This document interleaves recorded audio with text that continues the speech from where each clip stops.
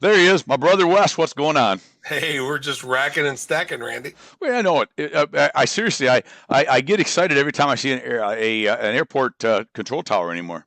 I bet you do. I do. Well, usually because that means I'm either headed out on a road trip, which I love, as you know, or heading home, which I don't all mind either at the end of a long week, which I'm in the middle of another one of many, which is what I love to do, right? But it's good stuff to be back with you, my brother.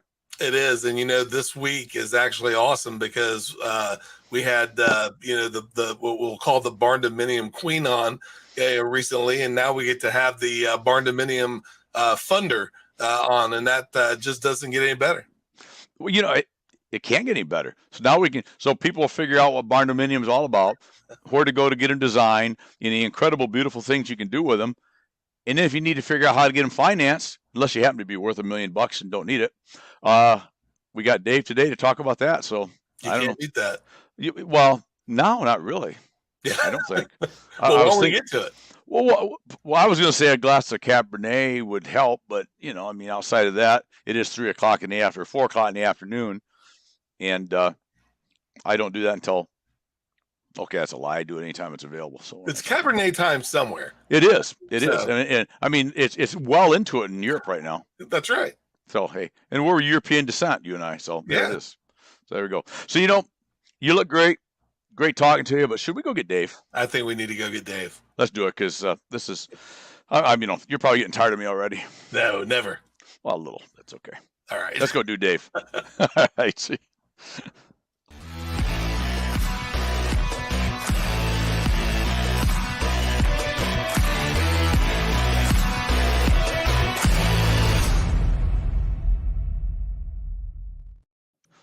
Hey, Dave Navrat, my man. How are you? I'm doing great, Randy. How are you? It'd be tough to be any better. I'm just doing what I love and loving what I'm doing. When you're doing that, life is good, right? Life is good.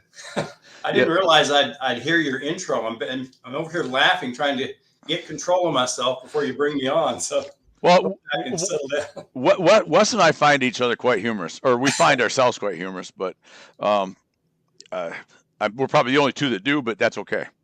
You had me going. You can add three now. You got three. Okay, well that's good.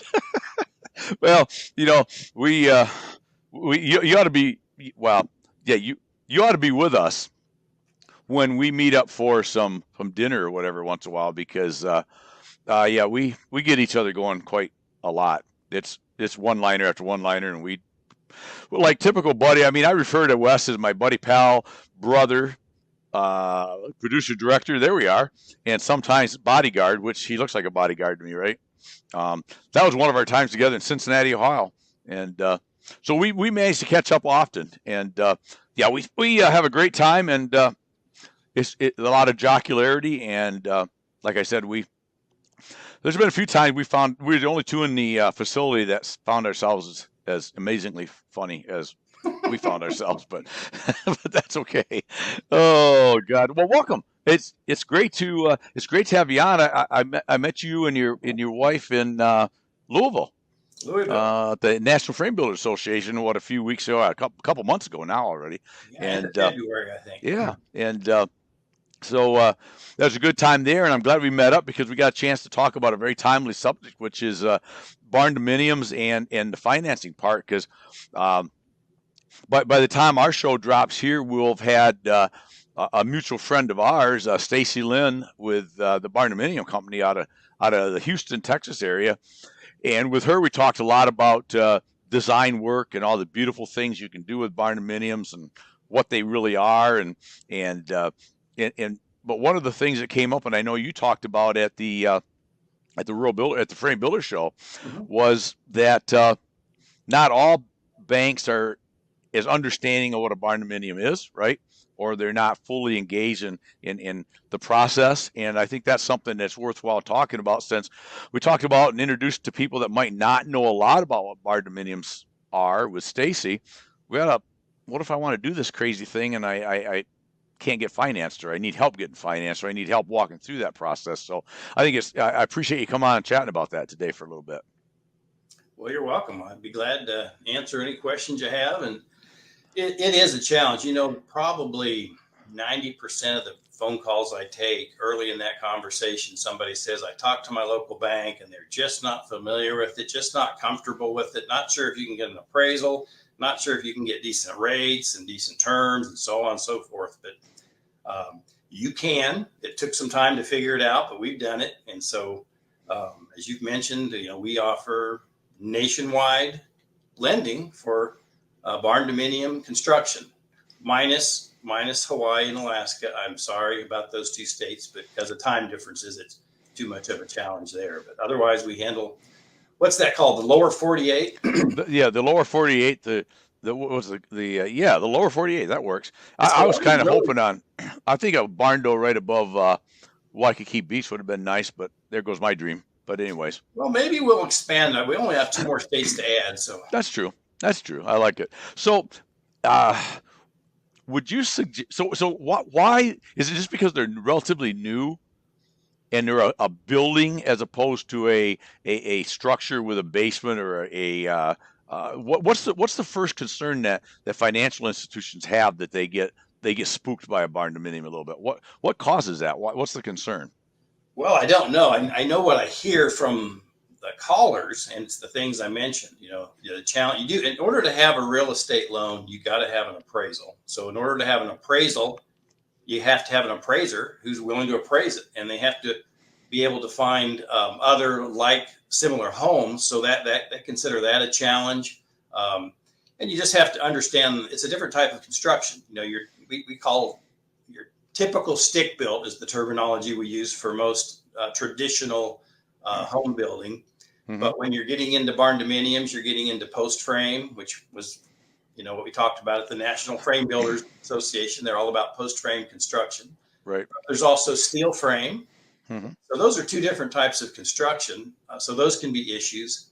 You also, now there are stick built barn doors too. So you can do your traditional stick built and still slap, metal siding, metal roof, have your weight bearing on the exterior. So you can have a stick built barn door as well. But yeah, I think those are some of the issues. It's, the metal siding, metal roof, the appraisal.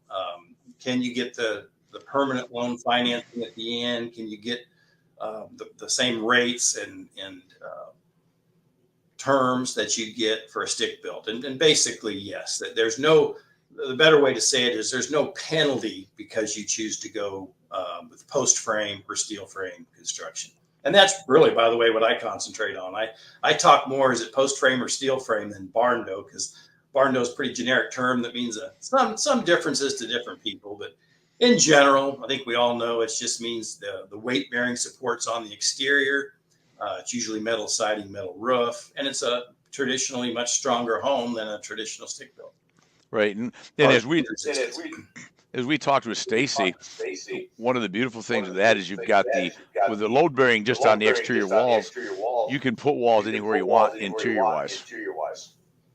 Exactly. That makes the freedom of build out really nice. You don't have to worry about where the supporting of the walls. So it's an advantage. The other advantage that I've run into a number of times is sometimes borrowers are a little bit low on their estimated cost to build. They think I can build for $75 a square foot or 100. It's probably closer to 150 on average, although it can vary quite a bit as you get into certain states and various places in the country. But one of the nice things, if you're sitting there hoping to do a 2,800 square foot home and the rest of it be shop and it's just a little bit out of budget, well, you can knock that back to maybe 1,800 square feet. Start with 1,800. You can still have it plumbed and have your wiring, perhaps whatever basics you need, and then expand later. So that helps a lot too. You can still have the same building, so to speak, just maybe increase the shop a little bit and decrease the living space until you're able to finance it. Sure. So what's the starting point? Is it like the same with a house or a barn door? A couple decide, I like this barn door idea, right?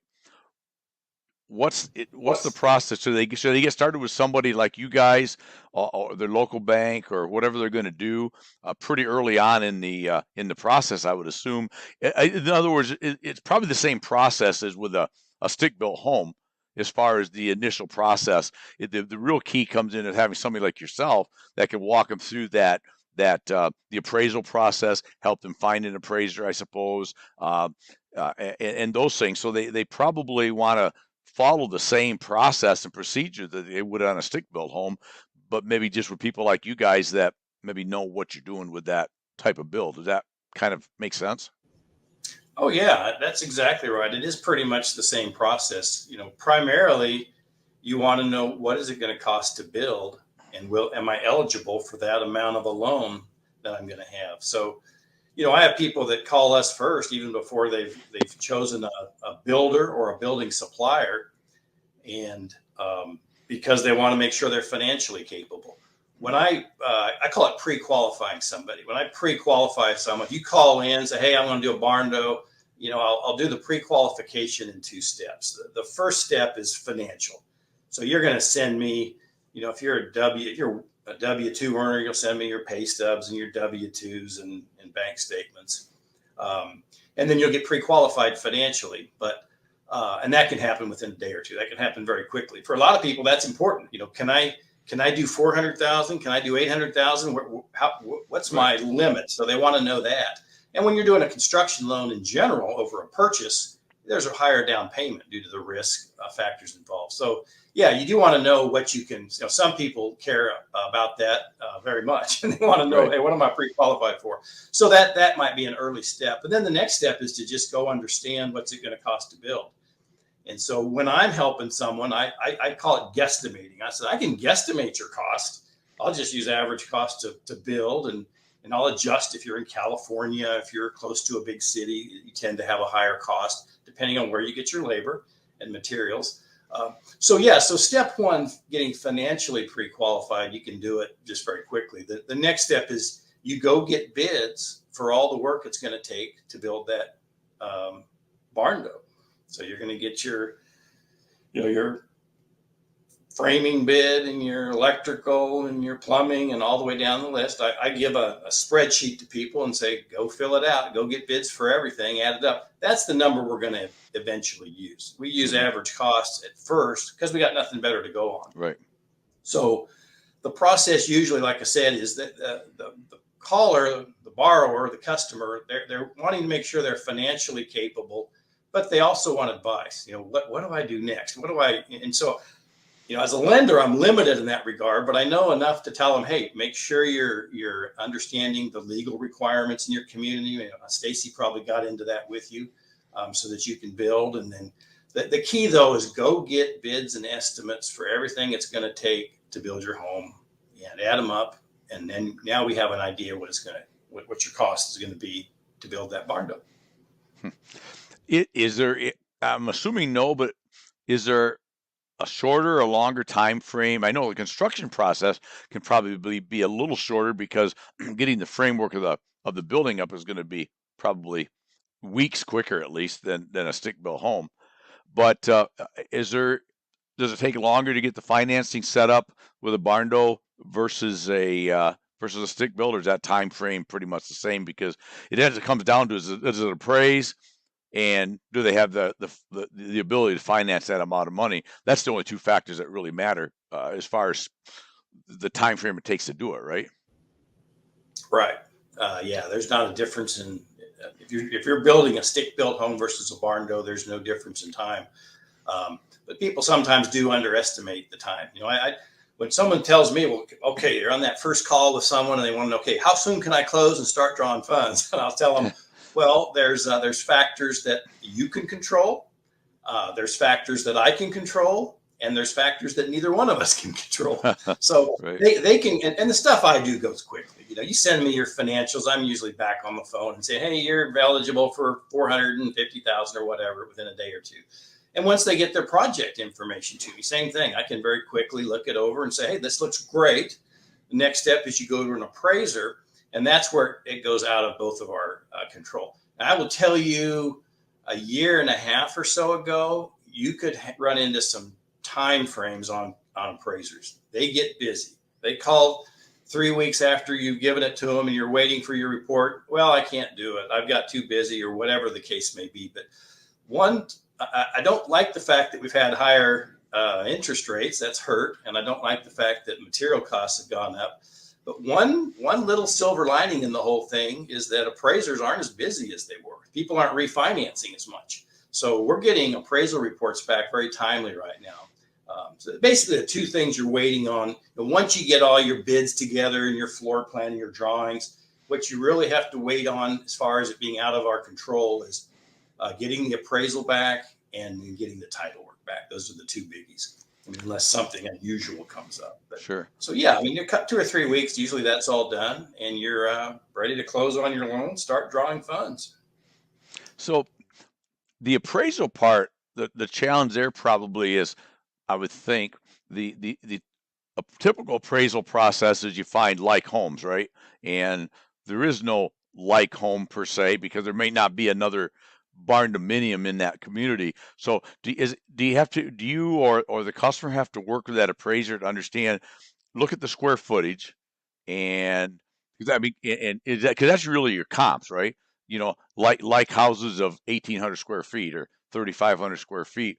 I mean, that's one of the major factors, right? Yeah, but we got to convince, or I say we, the bank or the customer has got to convince that appraiser that I know this is something you're not used to seeing. I'm the first barn door you've maybe ever done, but it's still going to be 2,800 square foot of living space, and that's all. So will they appraise that then with comp 2,800 square foot homes in the community, or how do they look at that as a total standalone thing? Yeah, no, they don't look at it as standalone. And yes, they do use typical comps. Okay. We'd have to talk to an appraiser to know just how far do you go? Do you go 5 miles or 10-mile radius? I think they usually look for homes that have sold in the last year. Appraisers do something called bracketing. If you have a three bedroom, 2 bath, 2,000 square foot home, they're going to try to find other 3 bedroom, what did I just say? 2 bath, 2,000 square foot homes. But they want to find one a little bigger, maybe 2,200 or so. They want to find one a little smaller, 1,800s, to kind of get some perspective. So you do run into challenges when you try to go too small. I'll get the person that calls me and they're doing a 40 by 60, 2,400 square foot building, and they want to have 600 square foot living space and 1,800 square foot shop. And we're not going to do that. The reason we don't do that is because the Fannie Mae requirements and our internal requirements are that you have to have at least 60% of the square footage needs to be finished living area. Now that's under one roof attached, not counting porches or portico type space. You said So 50? You have a 50%? 60. 60% finished. You can count 2 stories too. So you can count the first floor, second floor. If you have a basement, if it's finished, you can count more than one level. Yeah, we want to see 60% finished. And I also have a 1,200 square foot minimum. And there again, it all comes back to the appraisal. People say, well, I don't really care what size home you build. You want to have a tiny home? Go have a tiny home. Enjoy it. But that appraiser, remember, they got to do that bracketing thing. They got to find a couple of homes that are a little bit bigger and a couple of homes are a little bit smaller. And you get under 1,200, it's tough. And I actually require 2 bedrooms as well because you just don't find many 1-bedroom homes. And so, there's rules like that, but it usually all comes down to making sure you're eligible for the permanent loan and making sure that you can get an appraiser who's willing to appraise the home and won't just say, no, I don't want to mess with that 800 square foot home. I'm too hard to find comps, so I'll pass. Go ask somebody else. But that's probably an issue, whether it's, I will say, typical construction. I mean, it's going to be hard to find an appraiser or to find comps on a 900 square foot home anywhere, probably, unless it's one of the little tract home areas that just happens to had a lot of them built back in the 50s, right? But that's probably not normal. Yeah, there's some areas in the big cities, I think, or maybe smaller towns. I don't know, but most of my stuff's out in the country. We're talking acreage. People are usually on 2 ply. I had a guy build on 160 acres, so there's no limit on the acreage. There's just a limit on. You do have to be. Since I just mentioned that, another thing you got to be careful about is how much value is the home building or structure versus how much value is the rest of the property, meaning the land and outbuildings. So I recently had a deal pretty close to home where someone had 160 acres, farmland, debt-free. So Kansas, I don't know, what's that? Maybe $3,000 an acre. So, they had $500 or so thousand in equity going into this project, which is great. That means they don't need to come up with any cash for down payment or closing costs. But for the permanent loan, Fannie Mae is going to look at that. If you go through Fannie Mae on your permanent loan and say, no, wait a minute, your home is 300,000, but your land is 160 acres and 500,000. So that they have guidelines where they're primarily they're a government sponsored enterprise that's all about residential lending. So it's got to kind of look like and smell like and taste like a home. Right. Financing versus, are we really financing the land with a home on it? Are we financing a home primarily? So in that case, it's really pretty simple. They just subdivided off, I think, 7 or 8 acres. And when we went to get the permanent loan through Fannie Mae, we just got it only on the parcel that they built on, which now is 7 or 8 acres. Okay. But they didn't have to put any cash down because they used the whole 160 debt-free land for their down payment and closing costs. Which, by the way, something we probably ought to mention, that's important to people. Ask, on a construction loan, it's typical, our bank is 15% down plus closing costs.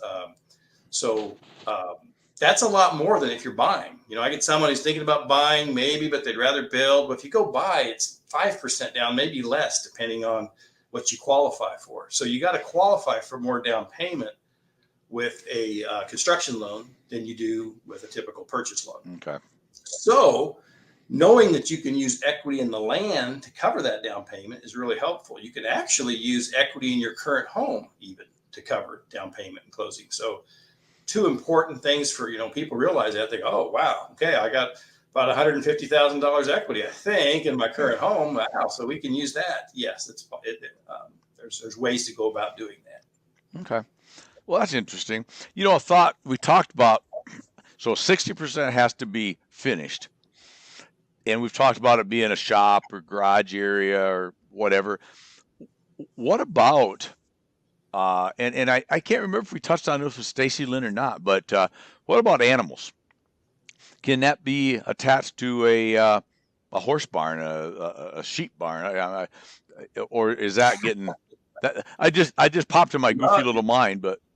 You don't. Oh, it's not goofy. Let me tell you what. I have real life situations. I'm trying to think. I think it was in Arizona. I had a guy, a couple, and they wanted the living quarters upstairs, and the horses were downstairs. With the stalls and the whole thing. So it really depends on who's going to hold that permanent loan. So with my financing, we do the construction loan in house, so which means our bank sets the guidelines for what we'll do and what we don't do. But I'm going to get that permanent loan through Fannie Mae. So when I'm looking at Fannie Mae's rules, and I'm dangerous when I talk about it. You got to double check. I'm not a Fannie Mae expert, but you kind of learn a lot as you go. So The general rule, I think, with Fannie Mae is if they're pets, you're okay. So if you got your pet dog and cat, the obvious things, or maybe some chickens, and maybe a couple horses, a couple cows even. If they're just, the key is you're not in agriculture production. And I think what's really looked at there is whether you file a Schedule F, which is the farming, whether it's hay or grain or livestock. So, But yeah, I've seen people put the horses, like I said, below, next to. I mean, people love their horses and they want them nearby. We all know a lot of people that will, because I sell products that go into the horse barn market, and a lot of those folks will spend as much or many times more money on all the horse toys and the horse barns than they will on their own home, right? I mean, they love their horses.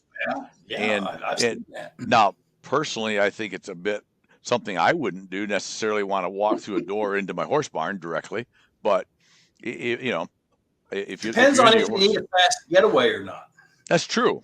If you keep one saddled by the door, grab your 6-shooter and jump on your horse and go. That's true. Or you really maybe irritate. That was that movie I was watching. That might have been that movie last night you was watching, but it also could be a good thought now to think about. If you really irritate your wife, you just always have one saddled. by the door. Well, I don't know. Irritator or encourager. Okay, you talk to me like that. Get out there. You go out. Go for a ride. Go for a ride. Come back when you like me again. But then again, control. Then we'd look out and watch her wandering over the range someplace. But the key really is it if you're doing if you're doing business, agriculture, any type of resale of products, then it can be an issue. But otherwise, you should be fine. Yeah, that's interesting.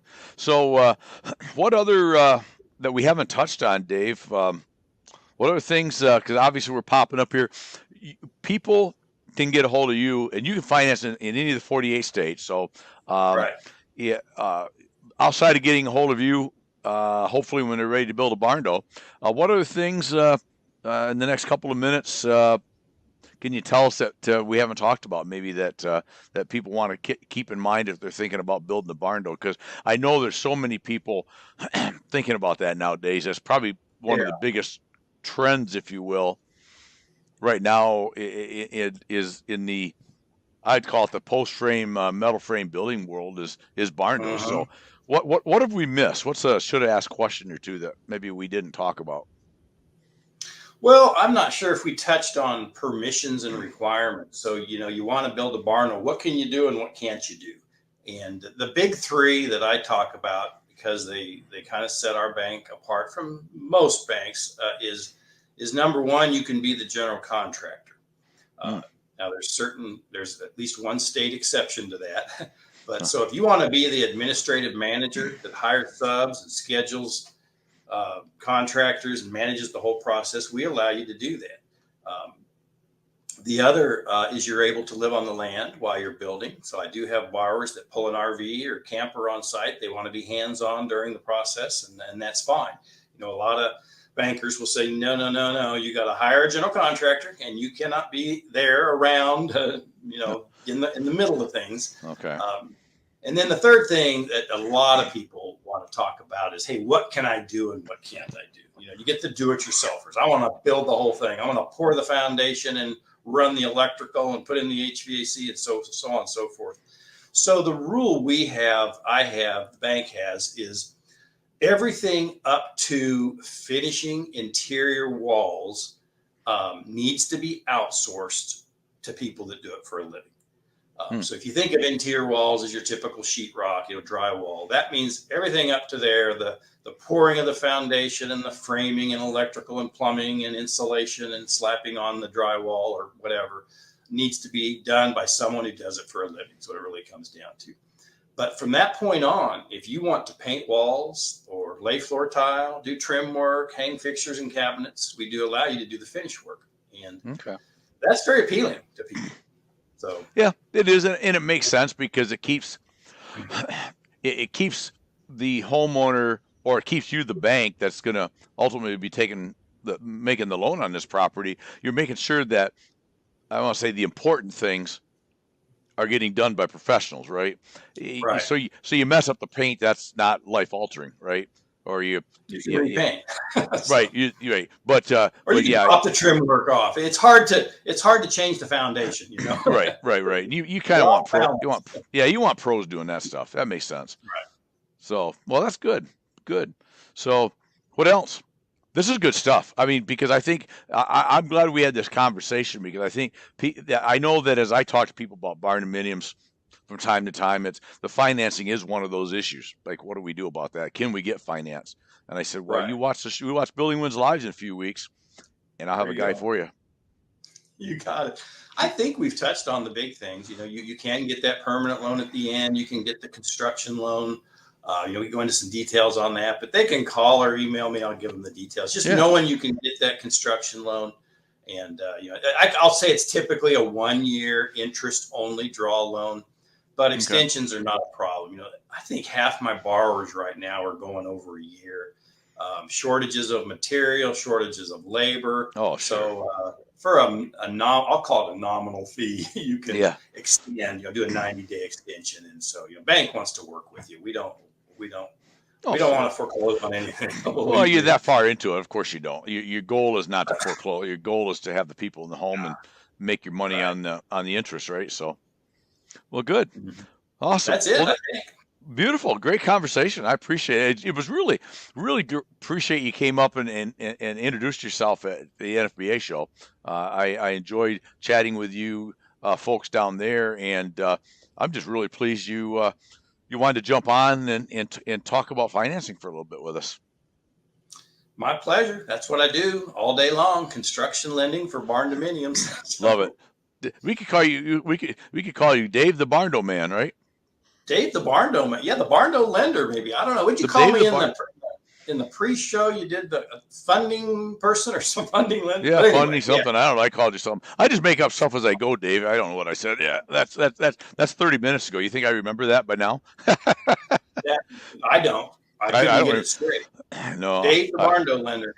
Yeah, I like that. We that's a hashtag. Write that out. Hashtag Dave the Barndo lender. Sounds Probably good. Probably go viral by tomorrow. All right, my friend. Hey, appreciate it. Thank you. That was really good information. I enjoyed it. All right, you got it. Tell your lovely wife I said hello, and go buy her a Dr. Pepper tonight. Okay, sounds good. All right. Take care. There you go. Cheers, my friend. All right, buddy. There you go, folks. Dave the Barndo lender. That's hashtag Dave the Barndo lender. Brought to you by hashtag Hybrid Road Warrior Randy. Say that fast, real fast. Anyway, awesome conversation about financing. So Bardominiums, if you want to get them financed, get a hold of Dave. He'll lead you in the right way. That's it for today. Live it, love it, own it. You know, every single day. Little Wes and I are loving what we do and doing what we love. Go make today your best day ever. Till tomorrow. Cheers, all.